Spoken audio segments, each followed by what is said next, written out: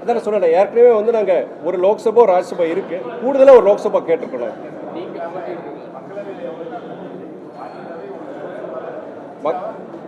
லோக்சபாவில் ஏற்கனவே ஒரு நாங்கள் சிட்டிங் எம்பி ஒருத்தர் இருக்கிறார், கூடுதலாக ஒரு சீட் நாங்கள் கேட்டிருக்கிறோம்.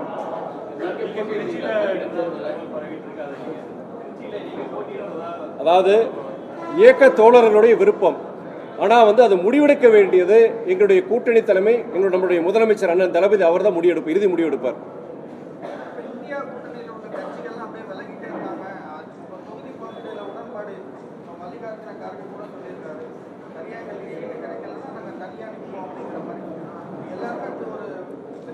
இல்லை அது அப்படின்னா ஊடகங்கள் வந்து சொல்கிறாங்க. ஏன்னா பீகாருடைய முதலமைச்சர் நிதிஷ்குமார் பொறுத்த வரைக்கும் அவர் ஏற்கனவே பல குழப்பத்தை பண்ணிட்டு இருந்தார். கூட்டணியில் இருக்கும்போதே அவர் திடீர்னு ஒரு அறிக்கையை கொடுத்துட்டு திடீர்னு அவர் வெளியே போனார்.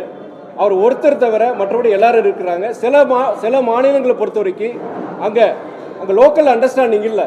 உதாரணம் பார்த்தீங்கன்னா டெல்லியில் போய் அங்கே நம்ம காங்கிரஸோ அங்கே ஆம் ஆத்மி ஒரே கூட்டணியில் இருப்பாங்கிற சந்தேகம் தான். ஆனால் ஒரு மினிமம் ஒரு குறைந்தபட்ச ஒரு புரிந்துணர்வுடன் இந்த தேர்தலை வந்து எல்லாமே இந்த கூட்டணியில் இருக்க அத்தனை பேரும் ஒரு இருப்பாங்கிற நம்பிக்கை எங்களுக்கு இருக்கு.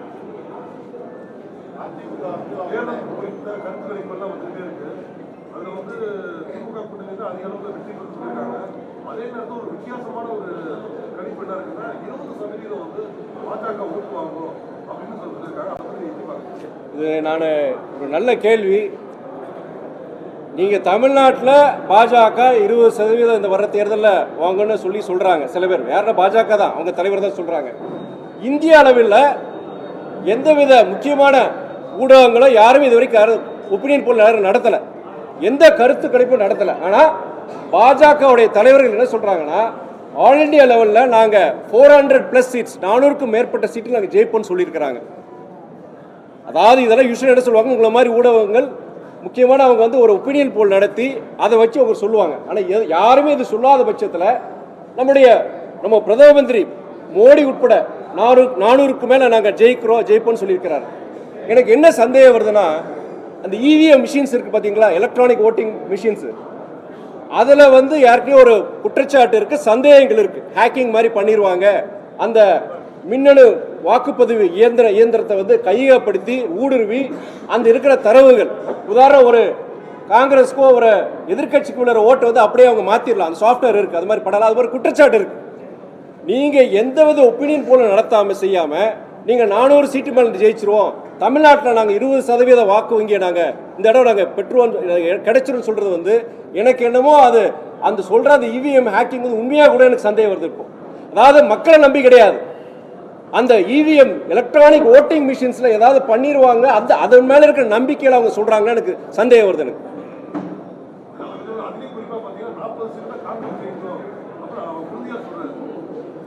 யார் சொல்றது? அதாவது என்ன சொல்றேன்னா, அவங்க இந்த 400 சீட்டுக்கு மேலே என்னைக்கு அவங்க சொன்னாங்களோ அங்கே ஜெயிப்போன்னு சொன்னாங்களோ அப்பவே எனக்கு சந்தேகம் வந்துருச்சு. ஆனால் நாங்கள் இந்தியா கூட்டணியை பொறுத்த வரைக்கும் நாங்கள் மக்களை நம்பி இருக்கிறோம். இங்கே எதை வச்சுனா நாங்கள் நம்பிக்கை எந்த நம்பிக்கையில் இருக்கிறோன்னா, தொடர்ந்து இந்த 9 வருடங்கள் என்னென்ன தேர்தல் வாக்குறுதிகள் கொடுத்துருந்தாங்க. அவங்க முதல்ல சொன்னது வந்து ஆண்டுக்கு 2 கோடி புதிய வேலை வாய்ப்புகளை கொண்டு வரேன்னு சொன்னார் நம்முடைய மோடி அவர்கள் சொன்னாங்க. என்ன ஆச்சு? இந்த 9 வருஷத்தில் 18 கோடி வேலை வாய்ப்புகள் உருவாக்கி இருக்கணும். நடந்ததா? இல்லை. அவர் வரும்போது பெட்ரோலுடைய விலை பார்த்தீங்கன்னா லிட்டருக்கு 72 ரூபா, டீசல் லிட்டருக்கு 55 ரூபாய். அன்னைக்கு சர்வதேச சந்தையில் கச்சா எண்ணெயுடைய விலை கிட்டத்தட்ட அன்னைக்கு ஜாஸ்தியாச்சு, கிட்டத்தட்ட 100 ரூபாய்க்கு போச்சு. அப்போ என்ன சொன்னாங்கன்னா, அதனால எனக்கு வழி இல்லை, நான் அதனால தான் கூட்டிட்டேன். ஆனால் தேர்தலுக்கு முன்னாடி என்ன சொன்னார்னா, படிப்படியாக நான் பெட்ரோல் டீசல் விலை குறைப்பேன்னு சொன்னார். இன்னைக்கு பெட்ரோலுடைய விலை என்ன? 102 ரூபா, டீசலுடைய விலை 94 ரூபாய். ஆனால் இன்னைக்கு சர்வதேச சந்தையில் கச்சா எண்ணெயுடைய விலை என்ன? 80 ரூபாய் கீழே போயிடுச்சு. 80 ரூபாய் கீழே போயிடுச்சு. இங்கே ரஷ்யா கிட்ட வாங்கின எண்ணெயோட விலை பார்த்தீங்கன்னா பீப்பாய்க்கு கிட்டத்தட்ட $60 தான். அப்படி இருக்கும்போது நீங்க $100 இருக்கும்போது ரேட்டை கூட்டினீங்க, இன்னைக்கு $80 கீழே போயிருச்சு. அப்படி இருக்கும்போது ஏன் குறைக்கல? தேர்தல் வாக்குறுதி சொன்னாரு, 9 வருஷத்துக்கு முன்னாடி சொன்னாரு, போன வருஷம் 4 வருஷத்துக்கு முன்னாடி இருக்க தேர்தல் பரப்புரையிலையும் பெட்ரோல் டீசல் விலையை குறைப்புன்னு சொல்லி குறைக்கல, கூட்டிகிட்டே தான் போறாங்க. சர்வதேச சந்தையில் கச்சா எண்ணெய் விலை குறைஞ்சிட்டு வருது, இவங்க கூட்டுறாங்க. அப்போ அந்த காசெல்லாம் எங்கே போச்சு? அது சமையல் எரிவாயு கேஸ் சிலிண்டர் கிட்டத்தட்ட 1000 ரூபாய்க்கு போச்சு, இப்போதான் 900 ரூபாய்க்கு கொண்டு வந்துருக்காங்க. அவங்க ஆட்சிக்கு வர்றதுக்கு முன்னாடி 450 ரூபா தான் இருந்த சிலிண்டர். நீங்க அதனால எல்லாம் இன்னைக்கு எரிபொருளுடைய விலை எல்லாமே கூடிடுச்சு. அந்த எரிபொருளுடைய விலை கூடுனாலதான் எல்லா பொருட்களும் தமிழ்நாட்டில் மாத்திரம் கிடையாது, இந்தியா முழுவதும் அனைத்து மாநிலங்களும் எல்லா பொருட்களோட விலை கூடிருச்சு. இன்னைக்கு சில எதிர்கட்சிகள் சொல்றாங்க இந்த திமுக ஆட்சியில எல்லா பொருட்களோட விலையும் கூடி போச்சு, விலைவாசியில போயிடுச்சு. அது காரணம் என்ன? நீங்க போன வருஷம் பார்லிமெண்ட்ல ஒரு பாஜக அமைச்சர் சொல்றாரு, ஒரு கேள்விக்கு சொல்ற, என்ன கேள்வி கேட்கிறாங்கன்னா, பால் விலை எல்லாம் கூடிருச்சு இல்லைங்களா, இதெல்லாம் கட்டுப்படுத்த மாட்டேங்களா கேட்கும் போது அந்த பாஜக அமைச்சர் என்ன சொல்றாரா, நாங்க என்னங்க பண்ண முடியும், நீங்க விவசாயிகளுக்கு அதுக்குண்டான ராமெட்டி, அதாவது மாடுகளுக்கு தீவனம் எல்லாமே இன்னைக்கு கூடும் போது பால் விலை கூடதானே செய்யும் அப்படின்னு சொல்றாரு. அதே தானே இங்க தமிழ்நாட்டில் நீங்க பெட்ரோல் டீசல் எல்லாமே விலை கூடும் போது எல்லா பொருட்களும் விலை, இதுக்கு காரணம் ஒன்றிய அரசு காரணமே தவிர மாநில அரசு காரணமே கிடையாது.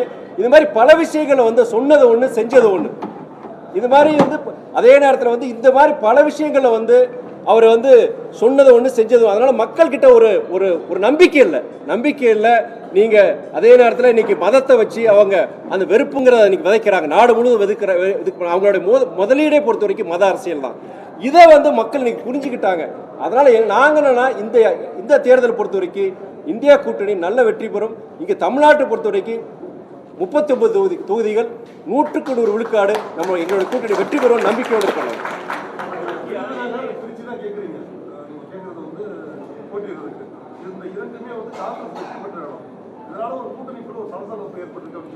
நீங்க எப்படி விருதுநகர் திருச்சின்னு சொல்றீங்க, எங்களுக்கே தெரியலையே, நீங்களே சொல்றீங்க.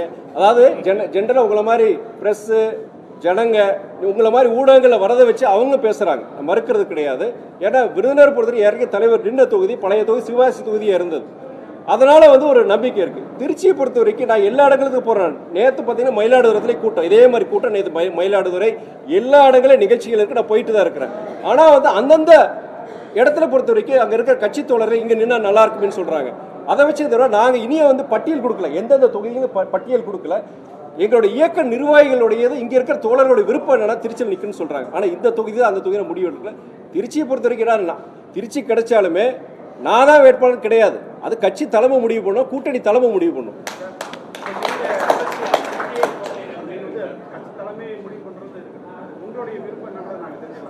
என்னுடைய தனிப்பட்ட விருப்பம் நான் பல விட சொல்லியிருக்கிறேன். நான் தேர்தல் எலக்ட்ரல் பாலிடிக்ஸ் மேல as an individual I am not interested தான் சொல்லுவேன். நான் தனிப்பட்ட முறையில் என்னுடைய பர்சனல் சாய்ஸ் இது. பட் நான் ஒரு அரசியல் இயக்கத்தில் இருக்கும்போது எனக்கு பிடிக்குதோ பிடிக்கலையோ எங்களுடைய இயக்க தோழர்கள் நிர்வாகிகள் தலைமைக்கிட கட்டுப்பட்டு தான் ஆகணும். இது ஒரு ஃபேன்சி டாக் கிடையாதுங்க, நான் மனசில் இருக்கிற பேசுகிறேன். நான் ஏன்னா சில காரணங்கள்னால எனக்கு எலக்ட்ரல் பாலிடிக்ஸ் பிடிக்கல. எனக்கு அதில் இருக்கிற பிரச்சனைகள் இதெல்லாம் சிலது பார்த்தீங்கன்னா நான் விரிவாக பேச வேண்டியது இருக்கும். ஆனால் கட்சியுடைய முடிவு தேர்தல் அரசியலை தவிர்த்துட்டு ஒரு அரசியல் இயக்கத்தில் ஒரு தலைவரை யாரும் இயங்க முடியாது.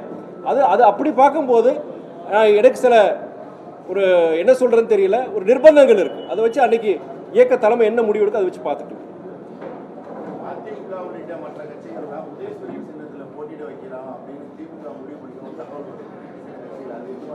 அந்த தகவல் கமலாலயத்திலிருந்து வந்திருக்கும் உங்களுக்கு.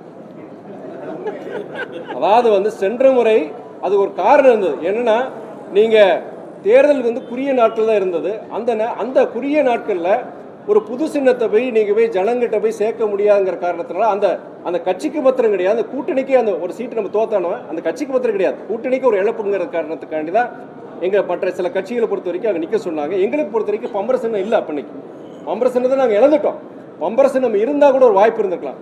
புதுசாக ஒரு சின்னத்தை நீங்கள் எடுத்து நீங்கள் பண்ண கஷ்டமா இருக்குன்னு சொல்லிட்டு அதில் எங்க தோழர் பொறுத்த விருப்பம் கிடையாது, எங்கள் நிர்வாகிகளுக்கு அது விருப்பம் கிடையாது. இருந்த போதிலும் ஒரு ஒரு காமன் ஒரு அண்டர்ஸ்டாண்ட் இதில்னாலும் நாங்கள் இன்னைக்கு ஒத்துக்கிட்டோம். பட் இன்னைக்கு என்னன்னா சில பிரச்சனை இருக்கு, சட்ட ரீதியாக சில பிரச்சனை இருக்கு, ஒரு விவாத பொருளாகி போச்சு. ஒரு இயக்கம் இருந்தால் அந்த இயக்கத்துக்கு உண்டான சின்னத்தில் தான் நிற்கணும். அப்படி சின்னம் கிடைக்கலையா அவங்க புதுசாக ஒரு சின்னத்தில் நிற்கிறதா ஜனநாயகத்துக்கு நல்லதுன்னு சொல்லிட்டு எங்களுடைய இயக்க தோழர்கள் நிர்வாகிகளுடைய கருத்து, அது எங்களுடைய தலைமைக்கு தான் கருத்தா இருக்கு. அப்படி இருக்கும் போது நாங்க இந்த முறை பொறுத்த வரைக்கும் எங்களுக்கு நாங்கள் தனியாக ஒரு சின்னத்தில் நிற்கணுங்கிறத நாங்கள் ஒரு வேண்டுகோள் விடுத்திருக்கிறோம். நாங்கள் கண்டிப்பாக என்னுடைய கூட்டணி தலைமை கண்டிப்பாக அதுக்குண்டான நல்ல ஒரு தீர்ப்பை சொல்லுவாங்கிற நம்பிக்கையோடு நாங்கள் எல்லாரும் இருக்கணும்.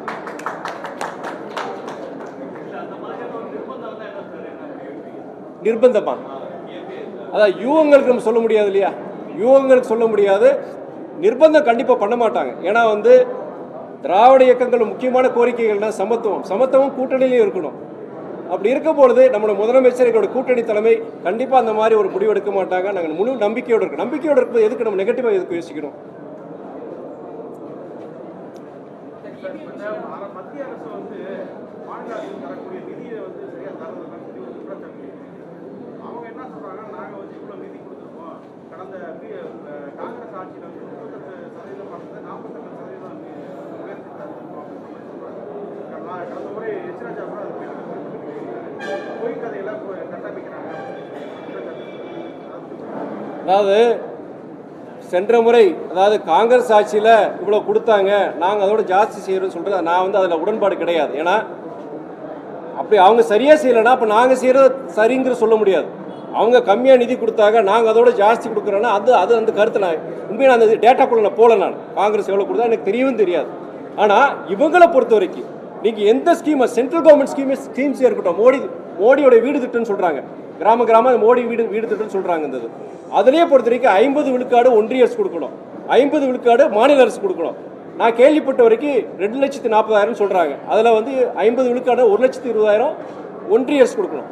அந்த நிதியை பொறுத்த வரைக்கும் கொடுக்காம இருக்கிறாங்க. அப்படி இருக்கும்போது மாநில அரசு பொறுத்த வரைக்கும் அதையுமே மாநில அரசு தான் பண்ணிட்டு ஏன்னா ஒரு நாளைக்கு ரீஇம்பர்ஸ்மெண்ட் வாங்கிடலாங்கிற மாதிரி செயல்படுறாங்க. அதான் மெட்ரோ ரயிலே சொல்கிறேன் நான், 63,000 கோடிங்க அதில் ஒன்றிய அரசோட பங்கை நீயும் கொடுக்கல. கிட்டத்தட்ட 4 இயர்ஸ் மேலே ஆயிடுச்சு. அதுக்குண்டான ஒப்புதல் கொடுக்கல. ஒப்புதல் கொடுத்தாதான் அந்த ஃபண்டிங் வரும். ஆனால் அந்த அந்த அந்த மெட்ரோ ரயில் நீங்கள் பார்த்துருப்பீங்க, சென்னையில் வேலை நடந்துட்டு ஃபாஸ்ட்டாக நடந்துட்டு தான் இருக்கு. அந்த திட்டத்துக்கு வந்து அதை நிறைவேற்ற ஒரு காலதாமதம் ஆயிடக்கூடாதுன்னு சொல்லிட்டு மாநில அரசு அவங்க சென்ட்ரல் கவர்மெண்டோடைய ஃபண்ட்ஸை வந்து இவங்களே கொடுத்தா பண்ணிட்டு இருக்காங்க. எல்லாத்துலேயும் அப்படிதாங்க. நீங்கள் சென்ட்ரல் கவர்மெண்டோடைய எல்லா திட்டங்கள், மக்கள் நல திட்டங்கள் எல்லாத்துலேயுமே அவங்க கொடுக்க வேண்டிய நிதியை கொடுக்காதனால அந்த திட்டங்களும் காலதாமதம் ஆகுது. ரெண்டாவது பொறுத்த வரைக்கும் சில இடங்களில் மாநில அரசு அந்த திட்டத்துக்கு உண்டான ரூபாயை கொடுக்குது. நீங்கள் எய்ம்ஸ் எடுத்துக்கோங்க, எய்ம்ஸ் பொறுத்த வரைக்கும் கிட்டத்தட்ட 15 எய்ம்ஸ் கொண்டு வந்துட்டாங்க சொல்கிறாங்க. ஆனால் தமிழ்நாட்டில் உங்களுக்கே தெரியும், மதுரையில் அதுக்குண்டான நிதி ஒதுக்கலையே அவங்க இது வரைக்கும். நிதி அவங்க கிடையாது. அதாவது ஜப்பான் இன்டர்நேஷனல் கோஆபரேஷன் ஏஜென்சி தான் சொல்கிறாங்க, அது அவங்க தான் அதுக்கு நிதி கொடுக்கணும்னு. இந்தியாவில் இருக்க அத்தனை எய்ம்ஸுக்கு பொறுத்த வரைக்கும் சென்ட்ரல் கவர்மெண்ட் ஃபண்டிங் இருக்குது. ஏன் மதுரைக்கு மாத்திரம் ஏன் அவங்க பண்ணாமல் நீங்கள் ஜப்பான் இன்டர்நேஷனல் கோஆபரேட்டிவ் ஏஜென்சி மூலிமா அதை வாங்கணும்னு சொல்கிறாங்க? அதே தப்பு தானே நான் சொல்கிறது. ஏன் தமிழ்நாடு மாத்திரம் விதிவிலக்கு அதுக்கு?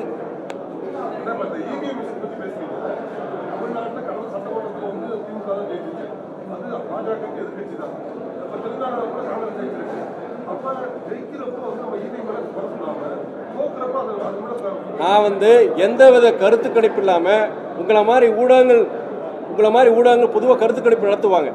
கிட்டத்தட்ட ஒரு 4-5 பேர் சொல்லுவாங்க, முக்கியமானவங்க சொல்லுவாங்க. கிட்டத்தட்ட ப்ளஸ் ஆர் மைனஸ் ஒரு 10% டிஃபரன்ஸ் இருக்கும். அப்போ வந்து நம்ம அதை வச்சு நம்ம எல்லாம் ஜனங்க பேசுவோம், அரசியல் கட்சிகளை பேசுவாங்க, இவங்க ஜெயிக்கிறதுக்கு வாய்ப்பு இருக்கிற யாருமே செய்யாமல் இவங்க பாஜக இருக்கிற முக்கியமான தலைவர்கள் நாங்கள் 400 சீட்டு மேலே ஜெயிச்சிருன்னு சொல்லணும்னா அப்போ அந்த இவிஎம் மேலே ஒரு ஹேக்கிங் பண்ணியிருப்பாங்களோ அப்படிங்கிற சந்தேகம் எங்களுக்கு வருது. அதை வச்சு தான், கடந்த முறை கிடையாது. இந்த முறை அவங்க பாஜக அவங்களுடைய மோடி முதற்கொண்டு சொல்கிறாரு இல்லையா, இந்த மாதிரி 400 சீட்டு பண்ணி எதை வச்சு சொல்கிறாங்க? நீங்கள் இன்னொன்று சொன்னீங்க, தமிழ்நாட்டில் 20% வாய்ப்பு இருக்கா? வாய்ப்பே கிடையாது. அதாவது சான்ஸே இல்லை. அப்படி அந்த மாதிரி இதில் வந்து இப்படி உறுதியாக நாங்கள் 20% வந்து வர எலெக்ஷனில் வந்து பிஜேபி வந்து தமிழ்நாட்டு ஜெயிக்கிறதுன்னு சொல்லும்போது இப்போ எதை வச்சு சொல்கிறோம்? அப்போ ஏதாவது இருக்கலாம்ங்கிற ஒரு சந்தேகம் வருது. தமிழ்நாட்டில் பொறுத்த வரைக்கும் நீங்கள் திமுக பொறுத்த வரைக்கும் எங்கள் கூட்டணி 39க்கு 30 நானே சொல்கிறேன். திமுக விட்டுருக்கேன், நானே இங்கே சொல்கிறேன். நான் நம்பிக்கையில் சொல்கிறேன். நாங்கள் எந்த நம்பிக்கைன்னு நீங்கள் இருக்கிறீங்க?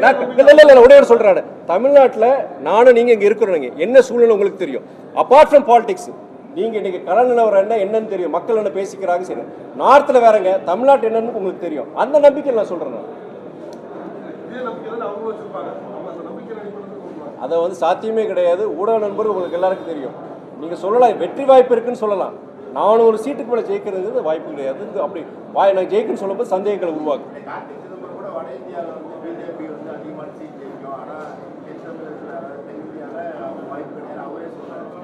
நண்பர் கார்த்திக் சிதம்பரம் பொறுத்த வரைக்கும் அவர் சொல்றதெல்லாம் வேத வாக்கு கிடையாது. அவர் சொன்னது எனக்கு உடன்பாடு கிடையாது.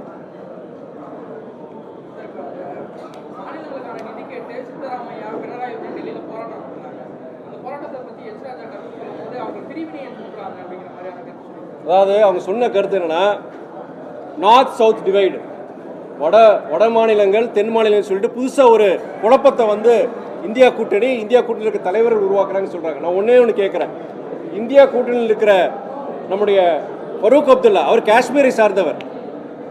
கெஜ்ரிவால் பொறுத்தவரைக்கும் டெல்லியை சார்ந்தவர், நம்முடைய முதலமைச்சர் அண்ணன் தளபதி பொறுத்தவரைக்கும் தமிழ்நாட்டை சார்ந்தவர், பக்கத்தில் இருக்க கேரளா பினராயி விஜயன் அவர் இங்கே இருக்கிறவர், கர்நாடகா, எல்லா இந்தியாவில் இருக்க அத்தனை மாநில தலைவர்களும் இதில் சேர்ந்திருக்காங்க இந்தியா கூட்டணி. இதில் வடக்கு தெற்குங்கிற இதே கிடையாது. இது அவங்க மதத்தை வச்சு பிரிவினை பேசுனாங்க. புதுசாக வந்து ஒரு குற்றச்சாட்டு நம்ம கடந்து தான் போகணும்.